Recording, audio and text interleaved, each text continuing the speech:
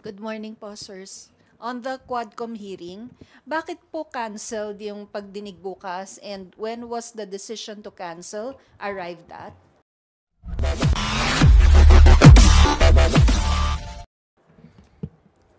Thank you for that question, Tina.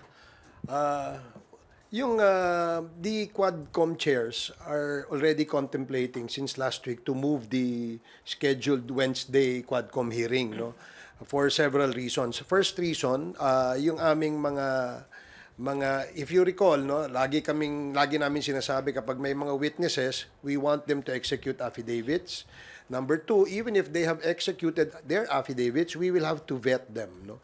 Meron pong legal team, ina-assist ang Quadcom to interview yung aming because marami po ang gustong magsalita. Marami po ang gustong magbigay ng testimonya. Ang amin pong palagay, kailangan aralin namin kung sino ho yung aming iharap dun sa usapin ng EJK, dun sa usapin ng drugs, at syempre dun din sa usapin ng Pogo. Now, because of the several witnesses who wanted to give their testimony before the Quadcom, we decided that we should maybe interview them all first. Tingnan namin, sino ba yung yung mas credible doon? And it will take a lot of time, no, para sa amin. So we decided that before we set this meeting, again, no, kailangan kumpirmado na kung sino yung ating ihaharap. Sino yung mga witnesses na pwedeng magbigay ng kanilang salaysay na ika nga ay may credibility. Kasi gaya nung sinasabi ko sa inyo noon, marami yung gustong tumistigo. In fact, umabot pa kami sa punto na yung isang gustong tumistigo, pagkatapos siya magbigay ng kanyang affidavit, ay umabot kami sa punto na kailangan pa naming ipasuri siya sa psychiatrist, no? Ipasuri siya through a polygraph test sa Camp Crame, no? Para malaman namin kung ito ba'y nagsasabi ng totoo. Hindi ho madali, no, magpresenta ng witnesses. Kaya napag-usapan nga namin, kagaya ho kahapon ng hapon, na-decide na ho namin na i-cancel yung aming meeting supposedly for tomorrow, ngayong Wednesday, November 13, to give us more time hanggang next Thursday to interview, to set up our agenda, at tapusin po lahat ng pwede naming ma-interview. That is the reason why we had to cancel. Actually, 2 days ago, nag-decide na kami dyan eh. A week ago pa, pinag-uusapan na natin, Chairman. And then suddenly, kahapon parang last night, parang nakakita tayo na attend na raw sila. And ang problem natin dyan, we have already notified yung mga resource persons, especially yung mga galing sa Cebu, yung mga victims. And at the same time, meron po kami binibet na galing sa Isabela and I think one also from the north. And suddenly, naka-receive tayo ng mga ganong pronouncement that he will be attending. But of course, hindi pa naman po yun official na galing po sa former president that he will be attending on tomorrow's hearing. Unless and until that we have received any copy from him, then most likely. But it's hard to na makapag-ano na po tayo tomorrow because yung pronouncement and the invitation to other resource persons were already been canceled. Dagdagan ko lang yung sinabi ni Kong Dan. No? Kahapon pa na-cancel na namin yung aming hearing. At 6:30 p.m., the Quadcom chairs have already informed the Secretariat to send out notices to all our members and to all our invited resource persons na hindi po natin matutuloy yung ating hearing ngayong Wednesday, no? At all these notices via email, via digital and Viber notices, pinadala na ho yan kahapon pa lang. And wala ho kaming wala ho kaming confirmation pa kung sino yung a-attend. Wala naman ho nagsabi sa amin na may a-attend na sa Wednesday because as early as yesterday, we have already sent out cancellation notices. Kaya wala namang nagulat lang kami ngayon na meron palang gustong umattend, no? Welcome naman po yan sa atin. Kaya lang, na-cancel na po natin. And just to let everybody know that we have already postponed it for November 21st, Thursday next week. So lahat po ng inimbitahan namin na kinancel namin, ay iimbitahan ho namin ulit. Nang sa ganoon, mahaba-haba ho yung inyong preparasyon, mahaba-haba yung oras para maka-attend dito sa aming Quadcom hearing sa next. Mr. Chairman, baka iniisip ko rin during the time that we have discussed that on Sunday, I think we finalized on Sunday.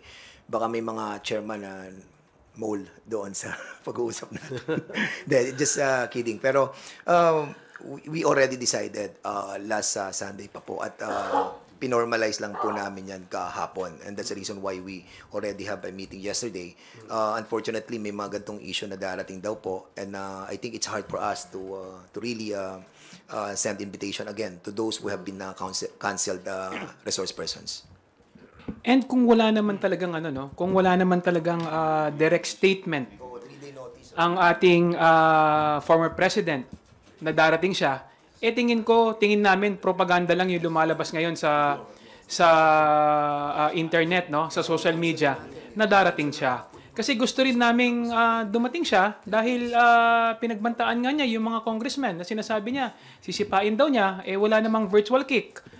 'Di ba? So, mas maganda sana dumating siya dahil willing naman si Chairman Dan na magpasipa sa former president. Virtual kick.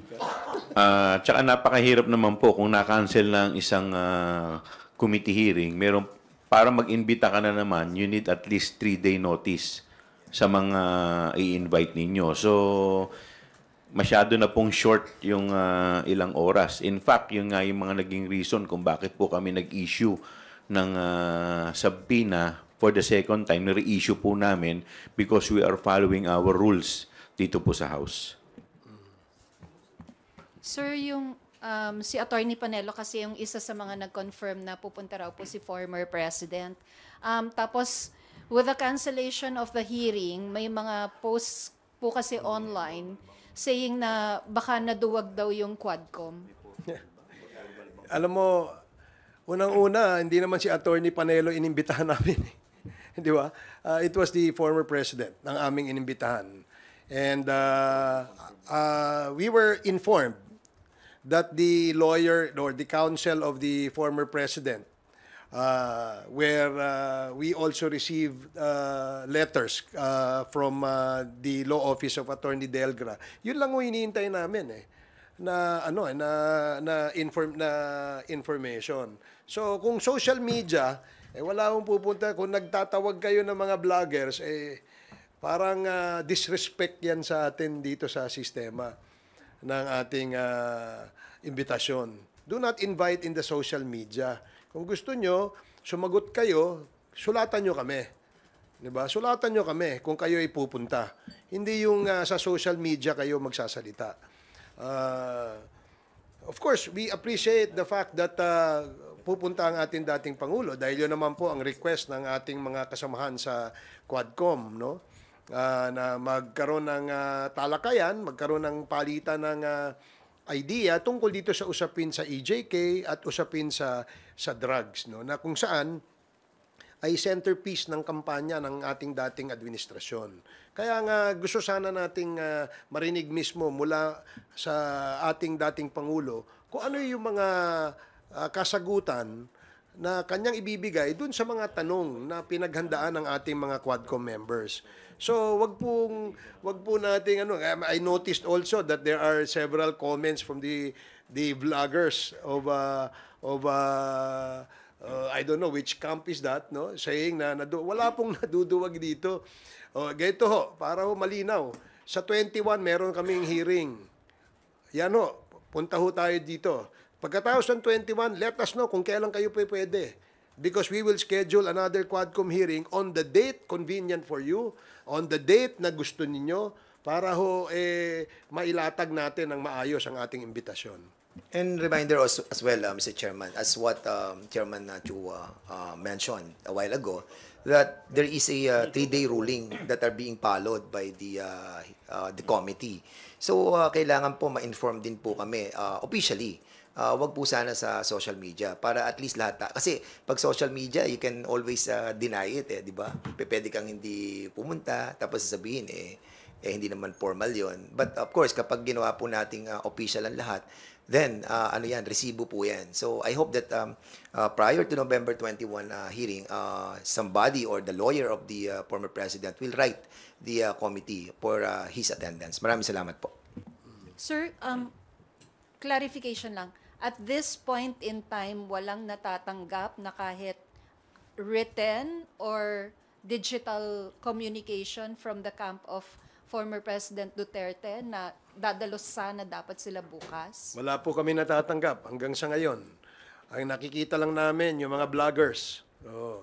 So, hindi ho namin pinakikinggan yung mga vloggers kasi wala naman nung sinabing tama yan, kundi tirahin lang itong si Dan Fernandez eh.